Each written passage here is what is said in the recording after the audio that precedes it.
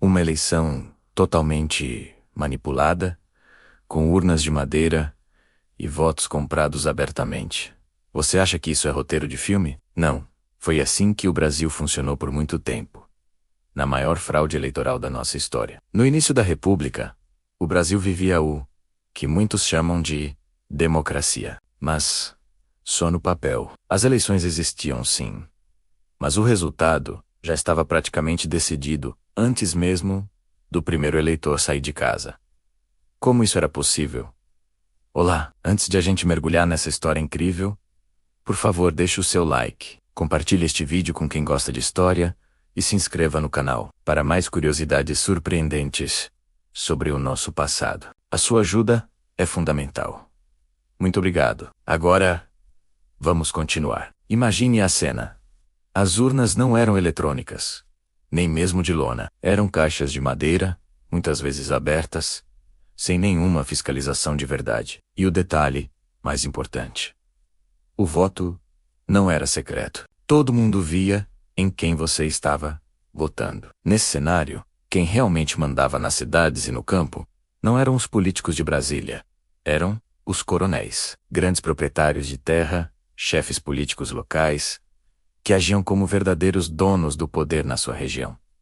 Eles controlavam tudo. Nas fazendas e nas pequenas vilas, o eleitor comum era uma peça nesse jogo de poder. Ele era pressionado, ameaçado, ou, muitas vezes, simplesmente comprado. O coronel oferecia coisas essenciais para a sobrevivência: um emprego, um saco de feijão, proteção contra bandidos ou algum favor pessoal. Mas tudo isso vinha com uma condição muito clara.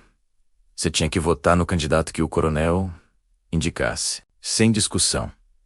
Era pegar ou largar. E, para a maioria das pessoas que vivia em condições muito difíceis, a escolha era óbvia. A necessidade falava mais alto que a consciência política. Esse sistema cruel e antidemocrático ficou conhecido como voto de cabresto. A palavra cabresto é aquele arreio que se coloca na cabeça de um cavalo para guiá-lo. A metáfora é pesada, mas direta. O eleitor era conduzido como um animal, sem direito a ter uma escolha própria. Ele ia para a urna apenas para cumprir uma ordem. Era uma obrigação, não um direito. E se alguém ousasse desobedecer, as consequências podiam ser graves, desde a perda do emprego até violência física. O poder dos coronéis era absoluto. E as fraudes? As fraudes eram a regra do jogo. Acontecia de tudo. Cédulas simplesmente desapareciam se não fossem do candidato certo. Votos eram preenchidos aos montes depois que a apuração, teoricamente, já tinha terminado. E, no cúmulo do absurdo, até pessoas que já tinham morrido apareciam nas listas de votação. E, milagrosamente, votavam. Os registros eram tão precários que era fácil incluir nomes falsos ou de falecidos. Em muitos lugares, o eleitor nem precisava ir até a urna. Um capanga do coronel levava uma lista de nomes e preenchia as cédulas por eles. O resultado era, literalmente, fabricado. Quem controlava a política local, ou seja, o coronel, controlava também a mesa de apuração dos votos.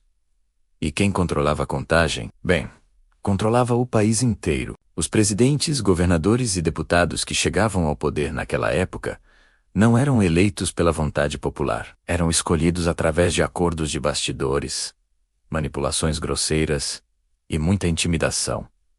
Era um grande teatro. Essa época, que vai de 1889 a 1930, ficou conhecida como República Velha, mas também como a República do Café com Leite, por causa do domínio das elites de São Paulo e Minas Gerais, que se revezavam no poder graças a esse sistema fraudulento. Era uma fachada democrática perfeita. Existia Constituição, existiam eleições, existia Congresso, mas na prática, tudo isso escondia um sistema profundamente desigual e corrupto, onde o povo não tinha voz alguma. Foi um período que durou décadas, moldando a política brasileira de uma forma que sentimos os reflexos até hoje. Mas como essa farsa terminou? Esse modelo só começou a ruir bem lentamente, com a introdução de duas coisas fundamentais.